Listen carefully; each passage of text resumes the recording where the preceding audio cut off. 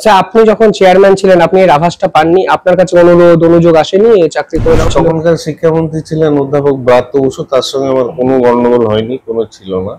কিন্তু দলের যে সমস্ত পদাধিকারী ছিল, ধরুন নাম্বার 2 যদি বলে তুমি ছেড়ে দাও, তাহলে বাধ্য হয়ে আমাকে ছেড়ে দিতে। নাম্বার 2 মানে কি? সে সময় পার্থ চট্টোপাধ্যায়। কিন্তু আপনি এই প্রশ্ন কি কখনো করেছেন যে পার্থ চট্টোপাধ্যায়ও যদি আপনাকে এটা ডেকে বলে, মানে আপনি তো ওদের মন জুগিয়ে চলতে পারলেন না কেন? কিন্তু যে মুখ্যমন্ত্রী আপনাকে ডেকে বললো আপনি স্বাধীনভাবে স্বতন্ত্রভাবে কাজ করুন, সে মুখ্যমন্ত্রীর কাছে যাওয়ার প্রয়োজন অনুভব করলেন? আপনার অবশ্য আমাকে বলেছিলেন, যেটা আমার মনে আছে, এত দীর্ঘদিনের ব্যাপার। উনি বলেছিলেন আপনি যদি চেয়ারম্যানটা ছেড়েও দেন তাহলে অন্য কোনো দায়িত্ব আপনি নেন।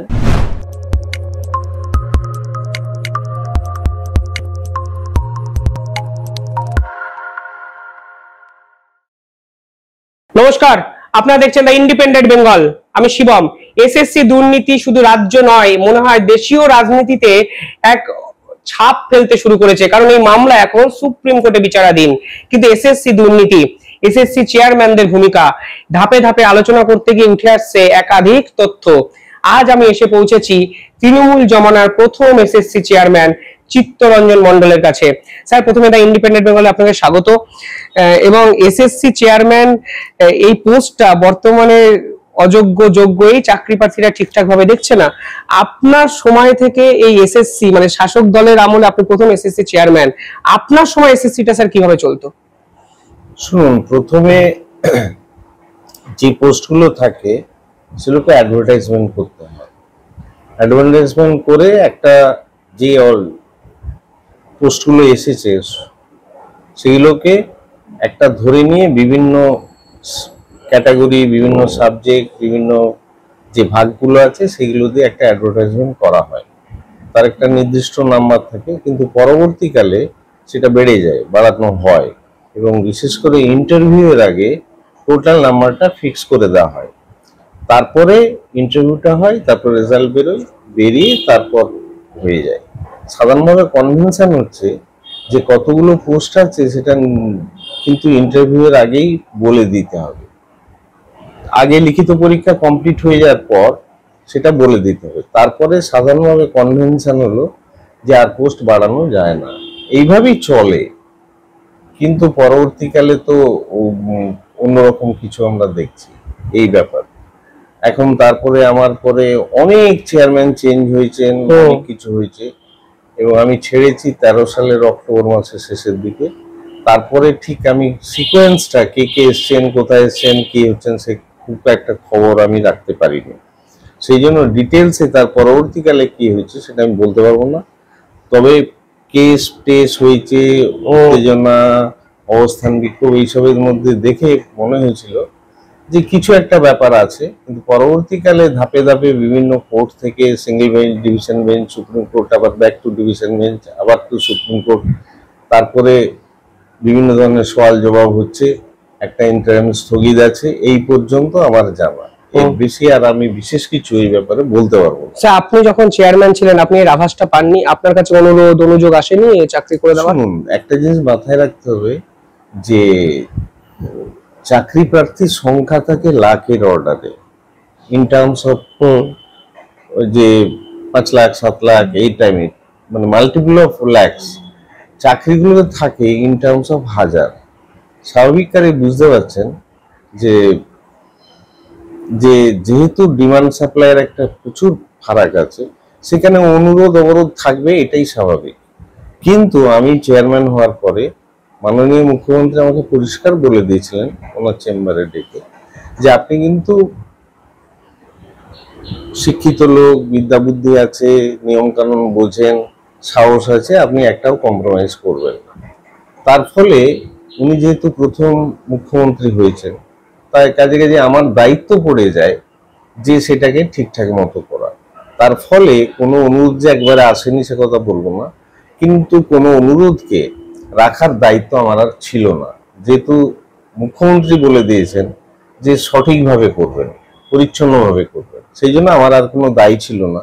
সে যত বড় লোকই হোক বা মিডিয়া দিয়ে হোক, যে কোনো কারো মাধ্যমে হোক, আমার কারো প্রতি দায়বদ্ধতা ছিল না যে তাকে মানে তার অনুরোধকে রক্ষা করা। স্যার মুখ্যমন্ত্রী অনুরোধ করলেন, কিন্তু এই সিস্টেমটা তো মুখ্যমন্ত্রী মাথায় আছে নিঃসন্দেহে, তার আগে তারপরেও তো আপনাকে বিভিন্ন ক্ষেত্রে তো এই অনুরোধ এসেছিল। আমি আবার প্রশ্নটা করছি, এই অনুরোধ কাদের মাধ্যমে এসেছিল এবং কিভাবে আসতো? বিভিন্ন লোক, শুনুন, সাধারণভাবে কেউ ভায়া মারফতই ম্যাক্সিমাম আসতো।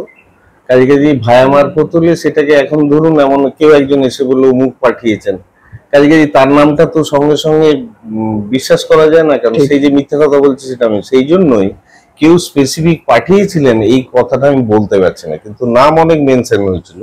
মেনশন করা মানে তো কিছুই নয়, এই জায়গাটা তো বুঝতে হবে। সেই জন্য আমি আর নামগুলো কিছু বলতে চাইছি না, কারণ তারা ভায়া মারফত আসার জন্য তারা যে নামগুলো বলেছিলেন সেটাকে আমি বিশ্বাসযোগ্য মনে করিনি। তার কারণ হচ্ছে সেটা তাদের নিজেদেরও এজেন্ডা হতে পারে, সেই জন্য আমি এই ব্যাপারে কোনো নাম আমি স্পেসিফিক বলতে চাইছি না, বলবো না, তার কোনো তথ্য প্রমাণ যেহেতু আমার কাছে নেই। মোটামুটি স্যার আপনি আভাসটা পেয়েছিলেন যে এই সিস্টেমটা একটা ব্যাঘাত ঘটানোর একটা চেষ্টা হচ্ছে, একটা মানে যেটা আপনাদের উপর প্রেসার। দেখুন, নির্ভর করে এসএসসি তার লিডারশিপ, তিনি যেভাবে ভাববেন, সরকারের মানসিকতা, সরকার কি ভাবছে কি করছে। যতই এসএসসি কে স্বাধীন সংস্থা বলা হোক, কিন্তু একটা ইনফ্লুয়েন্স তো সরকারি দলের থেকে বিভিন্ন সরকারি দল বলতে আমি দল বলাটা আমার ঠিক হচ্ছে না, এখানে বলা উচিত এসএসসির উপরে আছেন স্কুল এডুকেশন ডিপার্টমেন্ট, তার আছেন মন্ত্রিসভা, তার উপরে আছেন মুখ্যমন্ত্রী। কাজে একেবারে যে ইনফ্লুয়েন্স বুঝবে তো সেটা নয়, সেটা নির্ভর করে যে এসএসসির যিনি নেতৃত্ব দিচ্ছেন আর সরকারের সাথে তালমিলটা, সেই তালমিল যদি কেটে যায় তাহলেই সমস্যাটা তৈরি হয়। আমার সময় কিন্তু এই তালমিলের কোনো অভাব ছিল না বলেই আমার পক্ষে এই এসএসসির তরফ থেকে ওই নির্দিষ্ট সংখ্যক চাকরি প্রার্থীদের ঠিক মতো নিয়োগ করা সম্ভব হয়েছিল, এইটাই আমার ধারণা। স্যার তালমিল ছিল বলছেন, কিন্তু আপনাকে সরে যেতে হলো কেন, বা আপনি সরলেন কেন? দেখুন, সেই কথাটা আমি আগেও অনেকবার বলেছি, এই ধরনের পোস্টগুলো হচ্ছে নমিনেটেড পোস্ট, বুঝতে পারছেন? যেহেতু নমিনেটেড পোস্ট, যদি সিলেক্টেড হতো, ধরুন যেমন ভিসি সিলেকশন হয়, সেরকম সিলেকশনের মাধ্যমে হলে আমার কোনো দায়বদ্ধতা ছিল না, কিন্তু যেহেতু নমিনেটেড পোস্ট, সেখানে একটা সরকারের ইচ্ছে ছিল আমার প্রতি, সেখানে তারা করেছে। তারা যখন ইচ্ছেটা তুলে নেবে, আমার নৈতিক দায়িত্ব হচ্ছে সেটা ছেড়ে দেওয়া। আইনগত দিক অন্য জিনিস, আইনগত দিক হলে আমি ছাড়তেও নাও পারতাম, তারপরে কেস কামারি হতে পারতো, বা ধরুন বিধানসভায় লেজিসলেশন করে আমাকে সরিয়ে দেওয়া যেতে পারতো। সেই জায়গা পর্যন্ত না গিয়ে আমার নৈতিক দায়টা নিজে নিয়ে, যেহেতু ওনারাই বসিয়েছিলেন, সেই জন্য ওনারা যে কিসের দায় স্যার নিলেন, কিসের নৈতিকতার দায়? আপনার তো দায় ছিল না কারোর সাথে? না, ওই প্রেক্ষিতে না, মানে সিলেকশনের প্রসিডিউর রেসপেক্টে নয়, রেসপেক্টটা হচ্ছে নৈতিকতার দায় অর্থে আমি বলতে চাইছি, যেহেতু নমিনেটেড নমিনেশনটা দিয়েছিল, সেই নমিনেশন যখন উইথড্র করবেন তখন মনে হয় না আমার কোনো আর থাকার প্রয়োজন। কেন স্যার আপনার প্রতি কি এটা ভরসা হারালো বলা যায়, নাকি আপনার সাথে তৎকালীন শিক্ষামন্ত্রীর একটা দূরত্ব তৈরি হয়েছিল? তখনকার শিক্ষামন্ত্রী ছিলেন অধ্যাপক ব্রাত্য বসু, তার সঙ্গে আমার কোনো গন্ডগোল হয়নি, কোনো ছিল না। কিন্তু দলের যে সমস্ত পদাধিকারী ছিল, ধরুন নাম্বার 2 যদি বলে তুমি ছেড়ে দাও, তাহলে বাধ্য হয়ে আমাকে ছেড়ে দিতে। নাম্বার 2 মানে কি? সে সময় পার্থ চট্টোপাধ্যায় উনি নিজেই বলতেন যে উনি এরকম বলতেন, আইন আমার কি মন্ত্রী, মানে আমি তো মন্ত্রী, আমি দলের নাম্বার 2 পার্সন, আমি যা বলবো সেটাই আইন। এরকম ধরনের একটা মানসিকতা চলতো বলে আমার মনে হয়েছিল যেখানে না থাকাটাই শ্রেয়। এরকম মানসিকতা চলতে মানে আপনাকে 1:1 এই ধরনের কনভারসেশন হয়েছিল? উনি তো উনিও আমার বাড়িতে ডেকেছে, ওনার বাড়িতে আমাকে ডেকেছিলেন, আমি গিয়েছিলাম, উনি বললেন, এবং সেখানে উনি যে ব্যবহারটা করছেন সেটা খুব একটা আমার ভালো লাগেনি। কারণটা কি ছিল স্যার? কারণটা হচ্ছে উনি বলছিলেন ছেড়ে দিন, আমি জিজ্ঞেস করলাম কারণটা কি, উনি বললেন সেটা আপনার জানার দরকার নেই, আপনাকে আমরা বসিয়েছিলাম, আপনার এই টাইপের একটা কথা। অর্থাৎ আমার যে সেন্টিমেন্টের জায়গাটা বা আমার যে নৈতিকতার জায়গাটা, সেটাকে উনি একটু হিট করার চেষ্টা করলেন, সেই জন্য আমার খুব একটা ভালো লাগেনি। সেই কারণে সব যে অবস্থাটা সৃষ্টি হয়েছিল সব মাধ্যমে আমি ছেড়ে দিয়েছি। স্যার সে সময় শিক্ষামন্ত্রী ছিলেন ব্রাত্য বসু, অথচ পার্থ চট্টোপাধ্যায় শিক্ষামন্ত্রী ছিলেন না। উনি ওনার বাড়িতে, নাকতলার বাড়িতে সম্ভবত ডেকে আপনাকে এই কথাগুলো বলছেন, এই বিষয়টা আপনি কিভাবে দেখলেন?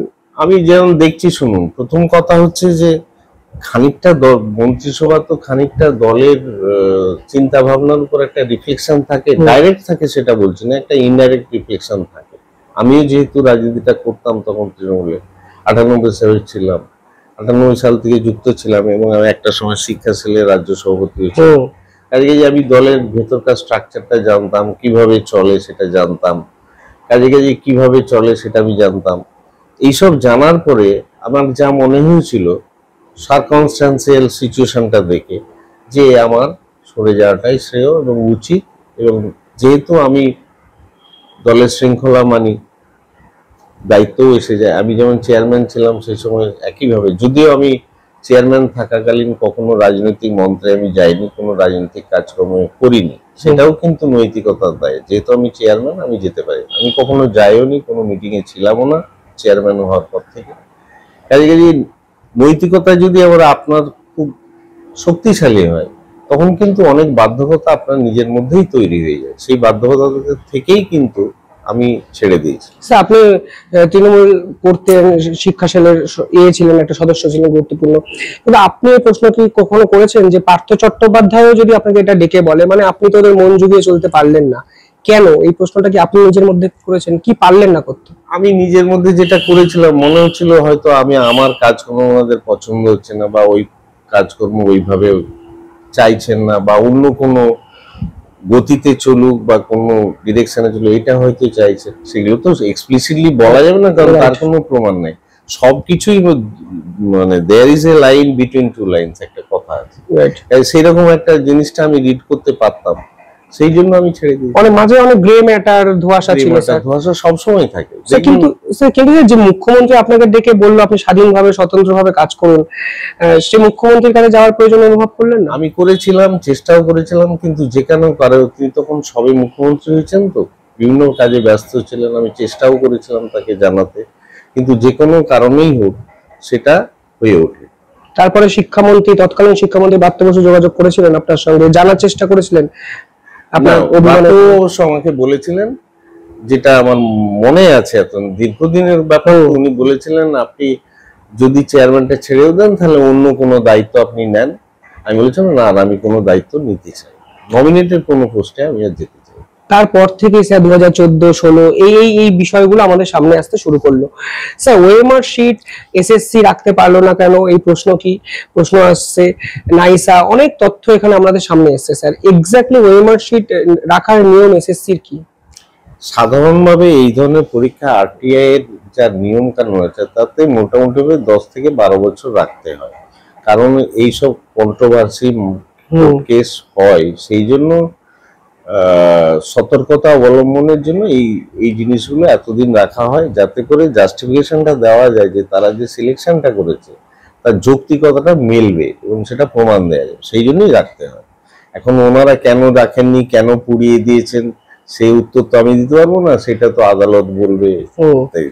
স্যার স্ক্যান কপি রাখার নিয়ম ওএমআর শিটের বা কম্পিউটারে কি আপনি মনে করেন কোথাও না কোথাও একটা ডুপ্লিকেট কপি থাকা উচিত? দেখুন, যেভাবে সিস্টেম, একটা জিনিস বলে রাখি, সেটা হচ্ছে এসএসসির মধ্যে যে কম্পিউটার সিস্টেম আছে, আইবিএম এর একটা কম্পিউটার সিস্টেম, সফটওয়্যার হার্ডওয়্যার স্পেশালিস্টরা এমপ্লয়েড আছেন, কাজে সেখানে আমার আমলে কিন্তু আমি আউটসোর্স করিনি, এসএসসিতেই ইভালুয়েশনটা করেছে, ভাবে আউটসোর্স কেনা হয়েছিল, এটা বামামল থেকে এই মেশিনগুলো বা সফটওয়্যারগুলো কেনা হয়েছিল না। আমি বলছি ওএমআর শিট মূল্যায়নের জন্য আউটসোর্সের কথাটা বড় উপরই হতো, আগেও হতো, আমার পরেও হয়েছে, কিন্তু আমার সময়টা আমার যেটা মনে হয়েছিল যে এত দামি, ধরুন আইবিএম এর কম্পিউটার তখনকার দিনে দাম ছিল প্রায় 4 কোটি, সফটওয়্যার যেটা কিনেছিল তার প্রায় দাম 2 কোটির, তাহলে 6 কোটি টাকা একটা সরকার ইনভেস্ট করেছে, তারপরে এতগুলো ছেলে মেয়ে চাকরি বাকরি করে, তাদের পিছনে একটা সরকারের ইনভেস্টমেন্ট আছে, একটা হিউজ লায়াবিলিটি সরকারের আছে। আজকে সেই লায়াবিলিটি আমি চেয়ারম্যান হিসাবে এবং সরকারের একজন আধিকারিক হিসেবে আমারও দায়িত্ব হলো যে ব্যয় সংকোচনটা যতটা সম্ভব করা উচিত, যাতে এসএসসি মানে সুবিধা হয় বা সরকারের এখানে একটা ফিনান্সিয়াল উপকার হয়। সেই জন্যই আমি আমি যেহেতু থিওরিটিক্যাল ফিজিক্সের লোক, যাদবপুর বিশ্ববিদ্যালয়ের অধ্যাপক, এই কম্পিটিশন ব্যাপারটা আমি জানি, কিন্তু এক্সপ্লিসিট ল্যাঙ্গুয়েজ গুলো না জানা থাকলেও ছেলেদের সঙ্গে কমিউনিকেট করে এটা করা সম্ভব হয়েছে। আউটসোর্স করতে চাইনি, তার কারণ হচ্ছে কস্ট মিনিমাইজ। এটাই না আমার প্রশ্ন স্যার অন্য। আমার প্রশ্নটা যে টেন্ডার ছাড়া আউটসোর্স করছি, একটা কোম্পানি দায়িত্ব দিচ্ছে। সাধারণভাবে নিয়ম, টেন্ডারের নিয়ম হচ্ছে যে একটা অ্যাডভার্টাইজমেন্ট, ওপেন অ্যাডভার্টাইজমেন্ট, কেউ কেউ আবার নোটিশের মাধ্যমেও অ্যাডভাইস করেন, তারপর সেই টেন্ডারে রেসপন্স করেন যারা করতে চান কাজটা, তারপর সেখান থেকে সাধারণভাবে টেন্ডারের নিয়ম হচ্ছে কারা অ্যাপ্লাই করেছে, তাদের পশ্চাৎ মানে আগে তাদের কি অভিজ্ঞতা আছে, তারা কতটা নামি দামি, কতটা জেনে, এইসব ব্যাপারে L1 L2 L3 lowest 1 lowest 2 lowest. অনেক সময় কিন্তু L1 কে কভার করো তার যদি গুডউইল খুব স্ট্রং থাকে, যেমন ধরুন একটা কনভেনশনাল সংস্থা টাটা কনসালটেন্ট TCS যদি দেয়, স্বাভাবিক কারণে TCS হয়তো L1 এ নাও থাকতে পারে, রাইট, L2 হলেও তাকে দেয়াটা শ্রেয়, কারণ তার গুডউইলটা বা তার যে ক্ষমতা ইভ্যালুয়েশন সেটা সক্রিয় অনেক সময়। এবং তখন কিন্তু কমিটি সাজেস্ট করে যে L1 এর বদলে L2 কে দেওয়া হলো ডিউ টু দিস রিজনস বলে তাকে স্টেট করতে হয়। তারপর স্কুল সার্ভিস কমিশন বলে, কিন্তু ওখানে কমিশনে অনেক মেম্বার থাকে, তাদের কাছে ওটা ফেলা হয়, তারা যদি অ্যাপ্রুভ করেন তখন টেন্ডারটা অ্যাকসেপ্ট করা হয় এবং টেন্ডারটা দেওয়া হয়। এইটাই ইউজুয়াল প্রসিডিওর। এখন ওইখানে কি হয়েছে, কিভাবে নাইসাকে দেওয়া হয়েছে, নাইসা আবার আরেকজনকে দিয়েছেন, থার্ড পার্টিকে দিয়েছেন, এসএসসি এখন বলছে আমরা থার্ড পার্টিকে দিয়েছিল, সেটা জানি না। এই যে কমিউনিকেশন ল্যাক, এটা কি করে তৈরি হচ্ছে এটা আমি বলতে পারবো। তবে এই যে কনফিউশন গুলো, এর থেকে মনে হচ্ছে যে ডাল মে কুচ কালা, কিছু একটা সমস্যা ছিল যার জন্য এটা করতে হচ্ছে। আপনি বলছেন কমিশনের সদস্য আছে, নিঃসন্দেহে অনেক সরকারি পদ আছে, তা সত্ত্বেও উইদাউট এনি টেন্ডার একজনকে দিয়ে দিচ্ছেন, আরেকটা থার্ড পার্টিকে দিচ্ছেন। পুরো সিস্টেমটাই তো, সিস্টেমেটিক ব্যবস্থাটা নিয়ে তো একটা প্রশ্নচিহ্ন উঠে আছে। সেই জন্যই তো সুপ্রিম কোর্টের মহামান্য বিচারপতি DY চন্দ্রচূড় বলেছেন ইজ এ সিস্টেমেটিক ফ্রড। খেয়াল রাখবেন যে সেদিন আমি একটু দেখছিলাম, আমি আইনের লোক নই, তবুও বিভিন্ন সংস্থার সঙ্গে জড়িত থাকার কারণে আইন পরিচালনা করার খানিকটা দায়িত্ব বা মানে অভিজ্ঞতা আমার, সেই অভিজ্ঞতা থেকে আমি বলছি যে একটা অবজারভেশন ছিল, তারপর একটা ইন্টারমিডিয়েট রায় হয়েছে, ঠিক আছে। অবজারভেশন গুলো যে টোনে আছে, যে লাইনে আছে, তার সঙ্গে কিন্তু ইন্টারিম জাজমেন্টটা ঠিক প্যারিটি নেই। অনেকে অসুস্থ, সেটাকে নিয়ে অনেকে ক্ষুব্ধ, কিন্তু আমি ক্ষুব্ধ নই, কারণ আমি মনে করি যেটা তার ওনার যে অবজারভেশনটা, সে অবজারভেশনটা খুবই স্ট্রিনজেন্ট। আপাত দৃষ্টিতে যারাই দারুণ সাফল্য বলুন না কেন, আমি এটাকে সাফল্য মনে করি না। সাফল্য বলতে পার্মানেন্ট নয়, এটাকে বলে সাময়িক সাফল্য। সেটা কিন্তু বিচার হবে সেই 16 জুলাই, কিন্তু ডাইরেকশন অফ যে বিচার ব্যবস্থাটার মধ্যে DY চন্দ্রচূড় যে ইন্ডিকেশনটা দিয়ে রেখেছেন, সেটা থেকে আমার মনে হচ্ছে উনি চাইছেন যে যোগ্য ব্যক্তিগুলোকে সত্যিই আমি বের করব, তাদেরকে পানিশমেন্ট আমি দিতে চাই না। সেটা কিন্তু আমাদের জাস্টিস দেবাংশু বসাকও সেটা বলে, আমি নিরুপায় হয়েই সবটাকে ক্যান্সেল করছি। অর্থাৎ কোর্ট, এই সিস্টেম যেটা জুডিশিয়াল সিস্টেমে, তারা কিন্তু সবসময় চায় যে যতটা সম্ভব নিরপরাধ যে তাকে প্রোটেক্ট করা। যদিও এই কথাটা খাটে ক্রিমিনাল প্রসিডিওর কোডে, কিন্তু তবুও সিভিল জাস্টিস সিস্টেম বা কনস্টিটিউশনাল জাস্টিস সিস্টেমেও জাজ সাধারণভাবে চেষ্টা করেন যাতে করে যে অপরাধী নয় বা যোগ্য তাদেরকে শাস্তি দেওয়ার তারা যতটা সম্ভব চেষ্টা করেন যে রিলিফ দিতে। সেই চেষ্টাটা কিন্তু আমি জাস্টিস দেবাংশু বসাকে ইয়েতেও শেষ পর্যন্ত চেষ্টা করেছেন এস্টাবলিশ করার, বারবার SSC কে রিকোয়েস্ট করেছেন, কিন্তু কোঅপারেশন না পাওয়ার জন্য উনি বাধ্য হয়ে এটা করেছেন। SSC এক একটা বেঞ্চে এক এক রকম স্ট্যান্ড নিয়েছেন। সিঙ্গেল বেঞ্চ, ডিভিশন বেঞ্চে তারা ওএমআর শিট দিতে পারেননি, ডিফারেন্ট করতে পারেননি, সেগ্রিগেট করতে পারেননি। সুপ্রিম কোর্টে হঠাৎ করে বলছেন তারা তালিকা প্রস্তুত করে দেবেন। SSC কি এই মুহূর্তে সত্যি তালিকা প্রস্তুত করে দিতে পারে? আপনার কি মনে হয়? যদি পারে তাহলে এতদিন কেন পারলো না? আমি একটা জিনিস মনে করি, আমার যেটা মনে হয়েছে, ভুল হতে পারে, সেটা ভুল প্রমাণ করলে আমি খুশি হব।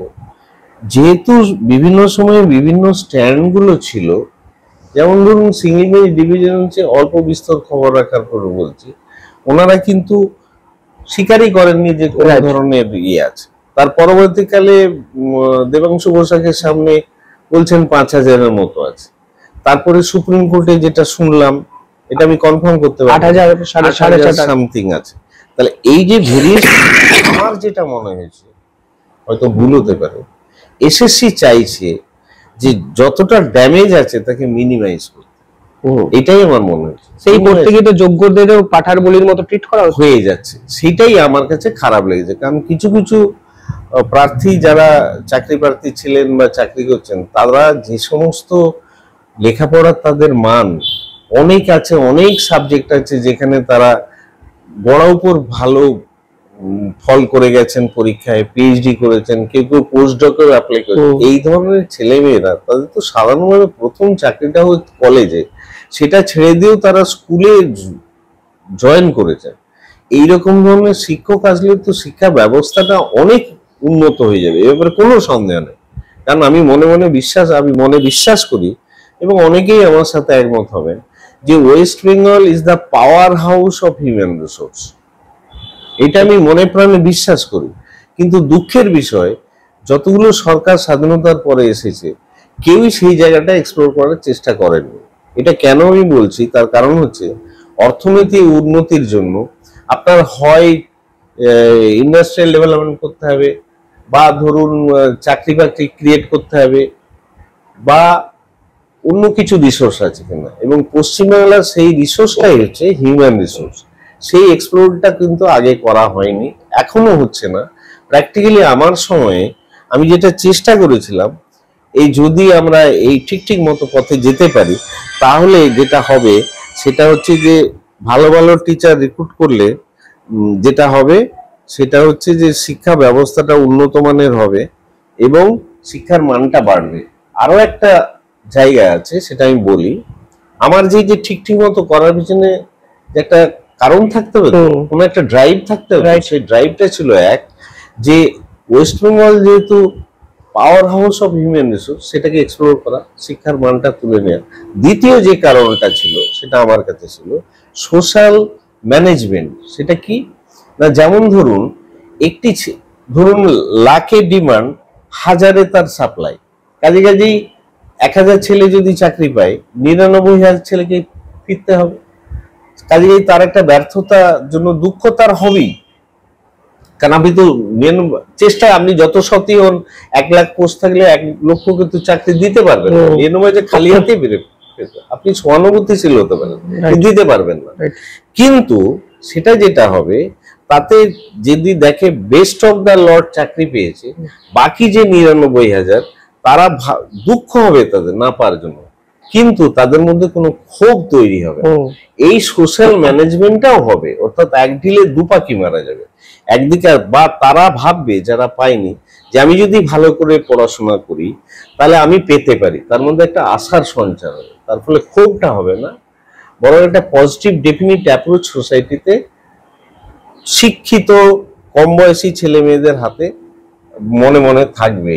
এই দুটোর কারণেই আমার একটা দারুণ উৎসাহ ছিল বা ইচ্ছা ছিল, বা আমি এই কথা অনেককেই বলেও ছিলাম, যে this is the motivation behind which আমি এই জাজটাকে যতটা সম্ভব ট্রান্সপারেন্ট এবং সেলফ কনসিস্টেন্ট করার চেষ্টাটা আমি করেছি। স্যার, কিন্তু আপনি করার চেষ্টা করেছেন, আমি যদি ধরেও নিই 8,500 ওএমআর শিট জালিয়াতি হয়েছে, 8,500 ওএমআর শিট জালিয়াতি তো একজনের পক্ষে সম্ভব নয়, একটা অনেক জনের একটা সমষ্টিগত একটা ফলাফল।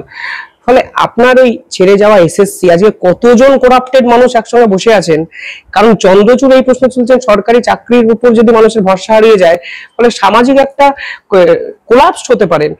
সেইটা আপনার ভাবলে কেমন লাগে? সেটাই তো বলছি আমি, সেইটাই তো আমার উদ্দেশ্য। মানে এবং ওই মানুষগুলোর সঙ্গে তো আপনিও কাজ করেছেন এই সিস্টেমে। হ্যাঁ, আমি কাজ করেছিলাম, তারা তো আমার সঙ্গে কোনো অসহযোগিতা করেনি। তারা যদি, শুনুন, চেয়ারম্যান তো আর ইভালুয়েট করবে না, তারা যদি সহযোগিতা না করে, আমি তাদের মধ্যে একটা পজিটিভ একটা কথা বলি, যারা ওই সব সফটওয়্যার হার্ডওয়্যার স্পেশালিস্ট বা অন্যান্য স্কুল সার্ভিস কমিশনের চাকরি করতেন, তারা সবই বাম আমলের রিক্রুটমেন্ট।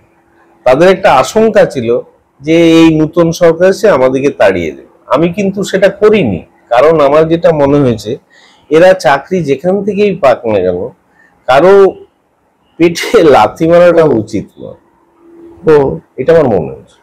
আমি চেষ্টা করেছিলাম রাজনীতির জায়গাটা কর্মস্থলে সেইভাবেই আমি তাদের মোটিভেট করেছি। এবং আপনাকে খুব আনন্দের সঙ্গে বলি, তারা অনেকেই বলেছিল যে অকপটে, সেটা ভেতরের কথা, সেটা আমি বাইরে বলছি, তারা অত্যন্ত খুশি ছিল আমার উপরে, তাদের জন্য কিছু কিছু করেও ছিলাম কাজ, তার ফলে তারা অত্যন্ত খুশি ছিল। এবং তারা মানে কি বলবো, মানে বললে হয়তো অত্যুক্তি অনেকে ভাবতে পারে, তাদের পলিটিক্যাল ট্রান্সফরমেশন ঘটেছিল, এটাও আমি লক্ষ্য করেছিলাম। আপনি যদি ঠিক জায়গায় ঠিক মতো কাজ করে যান, লোকে যদি ভাবে আমি জাস্টিস পাচ্ছি, সেটা কিন্তু সমর্থন করবে। স্যার, আপনি এত হার্ডওয়্যার সফটওয়্যার স্পেশালিস্টের কথা বলছেন, তা সত্ত্বেও ওএমআর শিট সংরক্ষণ করে রাখা গেল না, এই ব্যর্থতার দায়টা কাদের নিতে হবে? কারা নেবে? আপনার মনে হয় স্যার এটা রাখা যায় এবং যেত, বা এখনো আছে এসএসসির কাছে? আমি দেখুন, এটা তো রাখা উচিত তো অবশ্যই, কারণ শুনুন, কিছুদিন পরে কি অনেক সময় ফিজিক্যাল কপি গুলো হয়তো রাখা যাবে না, তার ভলিউমটা খুব বেশি, বছরের পর বছর যদি রাখা যায় সেটা ডিসপোজ করতে হবে। সেই জন্য যদি তার মানে সফট কপি রাখা যায়, সেটা তো কতটুকু জায়গা লাগে, কিছুই লাগে না, রাইট? পিডিএফ করে রাখা যায়, সেটা তো সবসময় রাখা যেত, কেন করলেন না?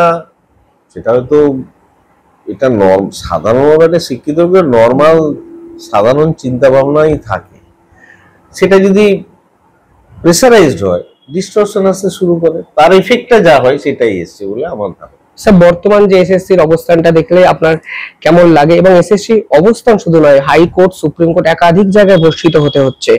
আপনি অর্গানাইজেশনের একটা পার্ট অ্যান্ড পার্সেল ছিলেন এক সময়, আপনার অনুভূতিটা ঠিক কেমন লাগে যখন এই মেলাইন হতে দেখেন এসএসসি কে? আমার এটা ভালো লাগে না। শুনুন, সাধারণভাবে আমি চেয়ারম্যান ছিলাম, আরেকজন চেয়ারম্যান এসেছেন, তাকে যদি হেকেল হতে দেখি বা তিনি যদি ওটার পার্ট হিসেবে অ্যাক্ট করেন, আমার তো ভালো লাগবে না। কারণ যে মোটিভেশনটা নিয়ে আমি করেছিলাম, আমার মনে হচ্ছে যেন সেইটা কোথাও যেন একটা ভেঙে যাচ্ছে।